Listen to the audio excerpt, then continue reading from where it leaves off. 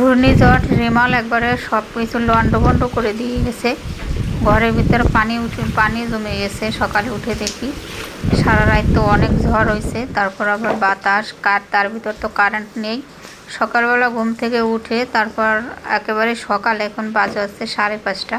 5:30 বাজে উঠেই তারপর যে বাহিরের কি অবস্থা দেখার জন্যেই দরজার কাছে চলে আসলাম। এসে দেখি যে দরজার ফাঁকা দিয়ে বাতাসে একবার পানি ঢুকছে ঘরে।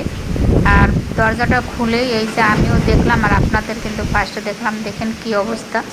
পাইপ টেপ দেখি ভেঙে এখানে পড়ে গেছে। এটা হচ্ছে ওয়ালের পাইপ, যে ওই পানি নামে যেটা সিং দিয়ে তারপর গোসল করার পানি যে পাইপ দিয়ে নামে, সেই পাইপ বাতাসে পড়ে গেছে। আর এদিকে দেখি একটা বড় গাছটাও পড়ে গেছে। তবে গাছটা যদি একেবারে নিচে পড়ে যেত, ওখানে কারেন্টের তারের উপরে মানে আটকে আছে গাছটা।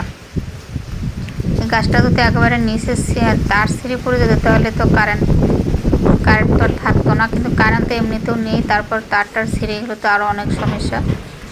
আর যাই হোক, সকালবেলা ভোরবেলা দেখি যে একটু বৃষ্টি কম, বাতাস আছে তবে বৃষ্টি কম। আর উপরের দেখি এদিকে তাকিয়ে দেখি যে এদিকের 3তলার যে পাইপ সেটাও পড়ে গেছে। 3তলার পাইপটাও পড়ে গেছে। তারপর এটা হচ্ছে 2তলার পাইপ। দুটো পাইপই দেখি এখানে নিচে পড়ে আছে।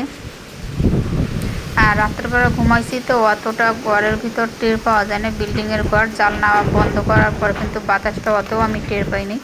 সকালবেলা উঠে দেখি যে এত ঝড় বৃষ্টি হয়েছে।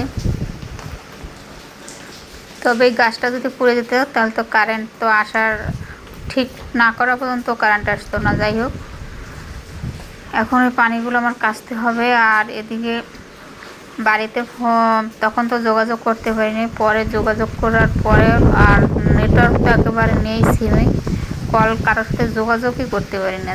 অনেক চেষ্টা করার পর বাড়ি যোগাযোগ করলাম। বাড়ি মা করছে যে ঘরের ভিতর পানি উঠে গেছে, খাটের আর 4 আঙ্গুল উঠলে আমার খাটের উপরে উঠে যাবে। কাপড় চোপড় বাক্সর ভিতর যা ছিল সব কিছু বের করে খাটের উপরে রাখছে। তারপর আবার আমি দুপুরে যোগাযোগ করলাম। দুপুরবেলা বলতেছে যে কাপড় চোপড় খাটতেই আরও উপরে পাটাতনের উপরে উঠাইছে, এত পানি উঠছে। আর এটা হচ্ছে দুপুরবেলা। একভাবে সারাটা দিন এরকম কারেন্টও নেই, কোনো কারো ভিডিও দেখা বা নেটের দেখা কোনো কিছুই দেখতে পারিনি আমাদের। এখন বাজে হচ্ছে রাত 10টা, 9:30, 9:30 দিয়ে কারেন্ট আসছে। আসার পর আমি একটু এডিট করতেছি এতটুকু যে সারাদিন আমাদের কারেন্ট ছিল না। সারাদিন কোনো কারোর যোগাযোগ, শুধু ওই অনেক চেষ্টার পরে বাড়ি যোগাযোগ করতে পারছি যে পানি ভরে গেছে। হাঁড়ি পাতিল নাকি পানিতে ভাসতেছে। মা আর আব্বা পানিতে সাঁতরিয়ে তারপর অন্য আর এক ঘরে দূরে, ওই ঘরটা অনেক উঁচু, ওই ঘরে উঠছে যে এতটা পানি হয়েছে আমাকে ওদিকে।